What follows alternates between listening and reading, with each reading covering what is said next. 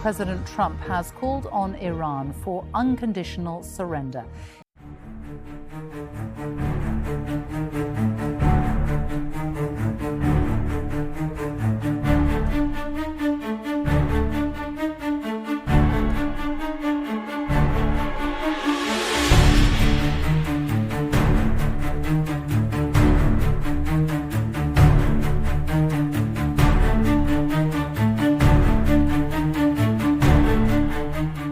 안녕하세요, 시청자 여러분. 오늘 저희는 정말 숨가쁘게 돌아가는 중동 상황, 특히 이란하고 이스라엘의 직접적인 충돌, 그리고 그 속에서 보이는 미국의 급격한 입장 변화를 한번 깊이 들여다보려고 합니다. 네, 안녕하세요. 이게 뭐 트럼프 대통령의 무조건 항복 요구부터 해서 대규모 미군 이동까지 판이 어떻게 돌아가는 건지 함께 파헤쳐 보시죠. 우선 사건의 시작은 이스라엘의 대규모 공습이었죠. 네, 맞습니다. 이란의 나탄즈, 포르도 같은데 그 핵심 핵시설하고 미사일 기지를 정밀 타격했는데 이게 규모가 상당했어요. 네네. 그 스텔스 전투기에 드론, 정밀 유도 무기까지 다 동원됐다고 하니까요. 목표가 그냥 단순 지연이 아니라 시설 자체를 없애려는 거였다고요? 네, 그런 분석이 많습니다. 단순히 핵 개발 속도를 늦추는 수준이 아니라 아예 물리적으로 제거하려는 의도가 강해 보인다는 거죠.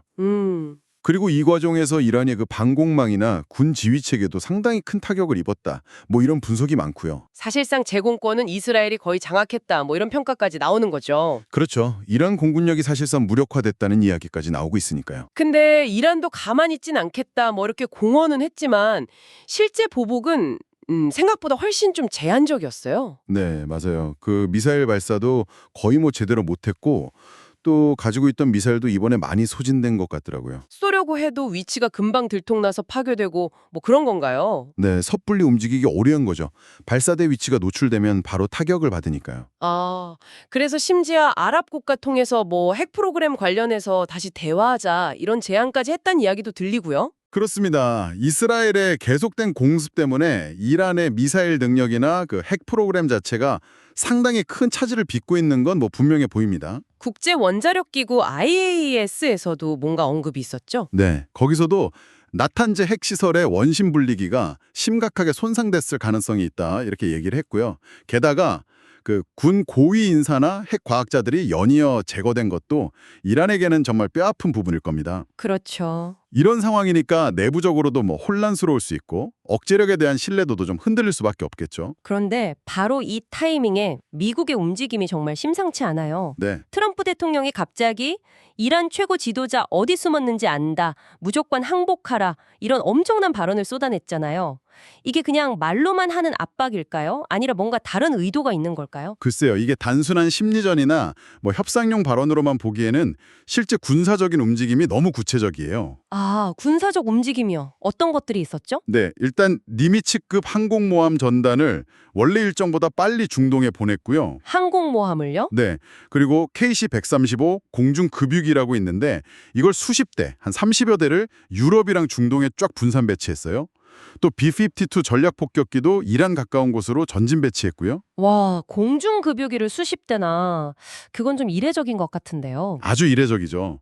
군사 전문가들은 이게 정말 집중적인 어떤 전투작전, 특히 장거리 작전을 지원하기 위한 비상계획의 일부일 수 있다. 이렇게 보고 있습니다. 장거리 작전 지원이라면 혹시 직접 타격까지 염두에 둔 걸까요? 가능성이 충분히 있죠.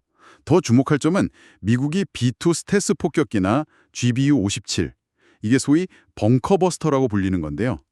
지하 깊은 곳 파괴하는 거요? 네, 맞습니다. 그런 특수폭탄 사용 가능성까지 열어두고 있다는 거예요. 이건 포르도처럼 아주 깊은 지하에 있는 핵시설을 미국이 직접 타격할 수도 있다는 강력한 신호로 읽힐 수 있습니다. 그러고 보니 트럼프 대통령이 우리가 제공권을 확보했다 이런 식의 발언도 했었어요. 우리라고 지칭한 게 미국이 이미 작전에 어느 정도 개입하고 있다는 뜻으로 해석될 여지도 있겠는데요. 충분히 그렇게 볼 수 있죠.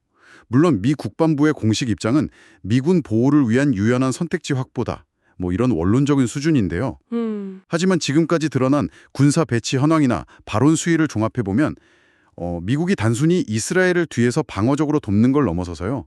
이란의 핵 능력을 완전히 제거하거나 아니면 더 나아가서 소위 말하는 레짐 체인지, 정권 교체까지도 염두에 두고 있을 가능성, 이걸 배제하기는 좀 어려워 보입니다. 정권 교체까지요? 네, 특히 트럼프 행정부의 기존 대이란 강경 노선을 생각하면 이번 기회에 아예 중동의 판 자체를 좀 바꾸려는 그런 의도일 수 있다는 분석도 나오고 있습니다. 와, 상황이 정말 심각하게 돌아가네요.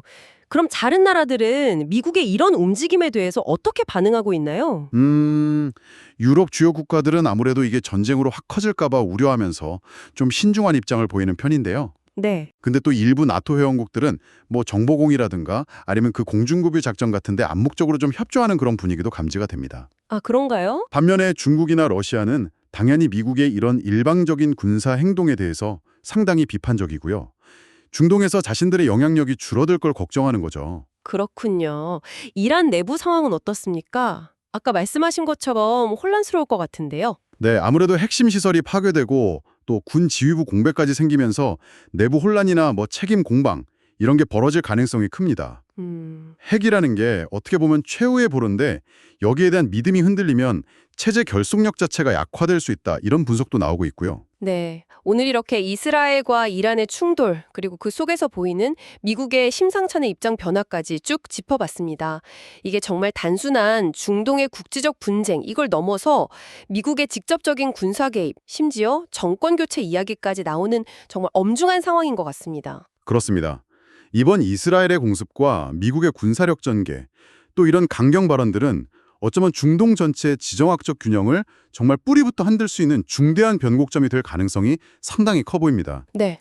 그래서 앞으로 이란이 과연 어떻게 나올지, 또 내부적으로 상황이 어떻게 흘러갈지, 그리고 미국을 포함한 국제사회가 또 어떻게 움직일지 이거 정말 면밀하게 계속 지켜봐야 할 것 같습니다. 오늘 저희 이야기가 시청자 여러분께서 이 복잡한 중동 정세를 이해하시는데 조금이나마 좀 깊이를 더했기를 바랍니다.